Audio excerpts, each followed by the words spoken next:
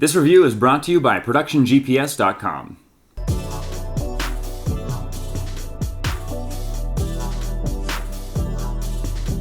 The Zhiyun Crane 3 Lab is the top-of-the-line camera gimbal made by Zhiyun. Its heavy-duty design, extremely responsive control, and a plethora of features make the Zhiyun Crane 3 Lab fantastic for an independent creator, despite a truly baffling user interface.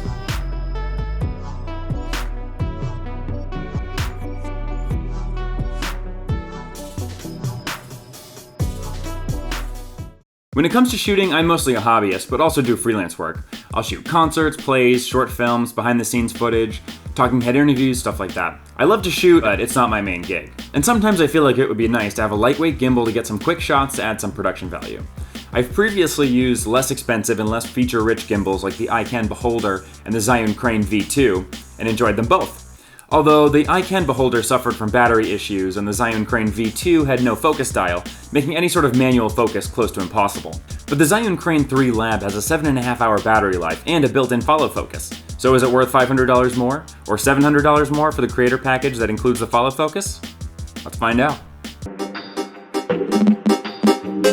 When I opened up the Zhiyun Crane 3 Lab, I was happy to find a lightweight styrofoam carrying case. Inside was everything I needed, including a tabletop mini tripod, unlike the Zhiyun Crane V2. And it turns out, setting up this guy was just as easy as the V2, but the manual made it seem way harder.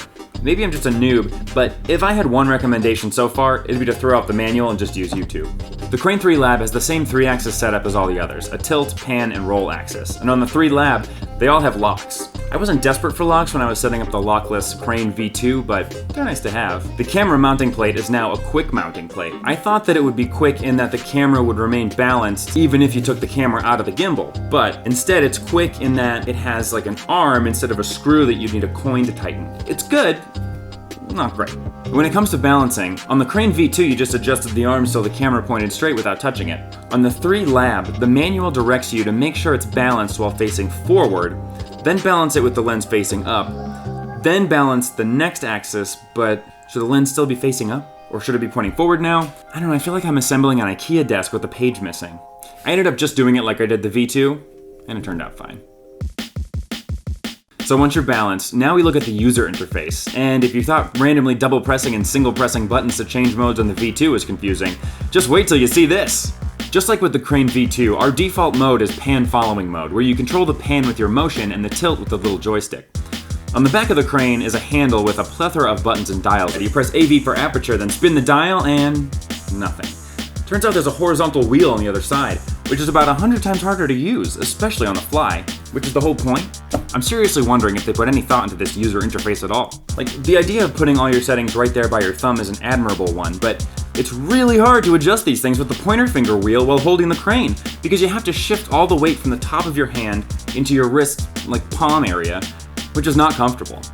The dial is right there at thumb's length for changing camera settings, but instead of camera settings, they put system menu functions only on the dial, which a DP is more than likely going to set up before getting up to start work on a shot. We couldn't have a menu button that would switch the dial into menu mode, then back into camera settings mode? Let's use the dial! What's wrong with the dial? Believe it or not, that's not the end of the user experience headaches. They put the buttons for following mode, POV mode, and reset on the left side of the handle, and then pan following mode and lock mode on the front of the gimbal, completely separated from everything else. That's not even a convenient place if I'm using the joystick with my thumb and trying to switch modes with my pointer finger. And I have very long fingers, and the difficulty adjusting settings on the fly is only exacerbated by the fact that this thing is heavy, especially after using the Crane V2. But with 2 hands, one on the back handle, one on the bottom handle, the control of your shots is stellar. But the heft makes adjusting focus with the focus dial a real chore. Adjusting focus requires you to hold the full weight of the Crane with the back handle, unless you use the follow focus knob also as a support, taking on some of the weight while you adjust the focus. It's not ideal at all. And I don't doubt that the weird button placement and labeling problems only pop up in the learning stages of using this gimbal, but I can't imagine it gets any easier to use that horizontal dial. And I really question their decision to use 6 buttons placed all over the camera to switch between the 6 modes when you have an OLED screen right there. Why not just have one mode button that you press to cycle through modes using the display to tell you which mode you're in? Because the Crane V2 does use one button to cycle through modes, but there's no OLED screen, so you don't know which mode you're in. Shouldn't it be reversed? 3 buttons for 3 modes in the V2, and 1 button to cycle between the 6 modes in the lab because you can always see which mode you're in? I don't know, it seems a lot easier to me. Luckily, despite all of that, the Crane 3 Lab is very responsive, getting me more precise and fluid shots than the Crane V2. One of the flagship features of the Crane 3 Lab is a full-on connection bay. On this rectangular box placed under the quick release plate, you can connect the Crane to your compatible camera and get those buttons to work on the back handle. You can also connect the follow focus accessory, the zoom accessory, and you can connect to your camera's HDMI port to use your phone as a wireless monitor. The wireless video output is a huge advantage that the 3 Lab has over any other gimbal I've tested. The follow focus was a very welcome accessory and comes with the Crane 3 Lab Creator Package. Setting it up was also a pain, but you only have to do it once, then you'll get it every other time. An issue I had was that the Crane comes with a lens support, but I had to take it off to install the follow focus motor because the thumb screws got in each other's way. And as I kept going, I ran into the screw problem again and again and again. At any time, you're about a millimeter away from screwing something in to the point where you won't be able to get it out. Come on, Zhiyun. In practice, it was nice to have a follow focus, but it's not very precise. Turning the wheel isn't one-to-one with the follow focus motor, so I found it very difficult to keep focus sharp. Like here, no matter how I tried, I could not for the life of me keep this clock in focus, because moving the wheel wasn't consistent, so I couldn't get a feel for it. I tried increasing the sensitivity of the wheel in system settings, but it still failed me. If it was one-to-one with the motor, then it would be an entirely different story, but it's not, so I wouldn't necessarily recommend it. It's nice to have, but sort of a half measure. Use a camera with great autofocus if you can. Because it's also hard to keep focus when you're so far from the camera's screen, which is why it was a great addition that they added a phone accessory so you can attach your phone to the gimbal and use it as a monitor. This was great because my phone is big and there wasn't much lag, but even though I could see what I was doing better, I still had focus problems, mostly because the focus wheel, again, is very inconsistent. And the menu UI for the phone monitor directly collides with the info display output from the camera monitor, so make sure you turn your info display off on your camera before setting everything up. When all is said and done, it comes down to how it handles in the field, and I'm happy to report that you get excellent control out of this thing. It is super responsive, and I got some excellent stable motion out of it. I also really liked switching from upright mode to sling mode, but found it also unreliable. I'd be standing there trying to move into sling mode and the gimbal would just freak out wondering what I was doing. I've only had the Zhiyun Crane 3 Lab for a short time, so I'm sure I would get better at it with practice, but the good news is that it's easy to control right out of the box, unless you count the baffling user interface. And like I mentioned earlier, the focus wheel has very limited use. If you want to focus up a shot beforehand and then remain at that focus, great. But if you're doing focus pulls or moving closer to a subject, having to adjust the focus on the way, you're in for a difficult time.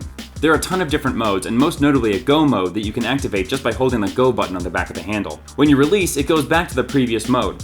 Go mode makes the gimbal very sensitive to your movement, and it's useful to be able to switch to it very quickly and then switch back when you release it. Back to what I was saying before, in an ideal world, the gimbal would only have 2 mode buttons, mode and go. Another feature I thought was great is the ability to physically adjust the camera with your hand. If you're in pan following mode, for example, you can adjust the tilt with just your hand instead of having to use the joystick. In between shots, this is an easy way to move the camera, and more precise than using the joystick. One last mode I'll go into is POV mode. This mode adjusts all axes with you, including roll, so you can turn the camera on its side and it'll follow. There's also vortex mode, but I couldn't test it because all it did for me was make my camera point like sort of almost up then die. Locked mode is a bit better in the Lab 3 than on the V2 because the joystick is sensitive to how much you're pressing it. A soft press moves a little, and a hard press moves it a lot. For a more complete illustration of all the modes, check out Zhiyun's 3-minute tutorial video linked above, or check out our review of the Zhiyun V2, where I go into pan, tilt, roll, and all the different modes. So with 2 hands, even though this thing is heavy, it's very manageable, unless you're trying to do anything else like focus or change ISO settings on the fly. In those cases it gets difficult, but in a lot of cases those settings are locked in before the shot takes place, so you don't have to worry. So, is it worth $11.99 for the Creator Package, which includes the follow focus, or the $8.99 for the basic package? Well, I have to say that while I was impressed with how smoothly it controlled, I was unimpressed with the general design and user interface. It seems like parts of it were very well thought out and others were just thrown together. Then you gotta think about whether it controls that much smoother than the V2 to justify paying $500 more. Or whether the dubiously useful follow focus is worth $800 more for the Creator Package. If you're gonna pay all this money, you might as well go for something like the Ronin that supports a focus package with wireless focus to give to an assistant. Or invest in a camera that has great autofocus and use the V2. Because so far, focus seems to be the Achilles heel of all these machines, and I personally would not miss clumsily adjusting camera settings on the fly on the back handle. The one major selling point that might do it for some is the wireless monitor transmission. It's a fantastic feature to have and is a big reason you might want to spend this money. definitely an advantage over its less expensive brethren. In the end, the Crane 3 Lab inhabits the uncanny valley of value. Too expensive for the hobbyist, and too half-baked for the prosumer price. If you've got the money and you're desperate for a wireless phone monitor and need that two-handed gimbal experience, then you'll be happy after a steep learning curve. But if you're more of a hobbyist and looking for the best value, the V2 plus a camera with great autofocus definitely wins the day. If you like this video, then you'll love subscribing to ProductionGPS.com. Subscribe to be first in line for our helpful camera gear reviews. And make sure to check out my review of the Zhiyun Crane V2 and newer LED lights, really cheap lights from Amazon that work great.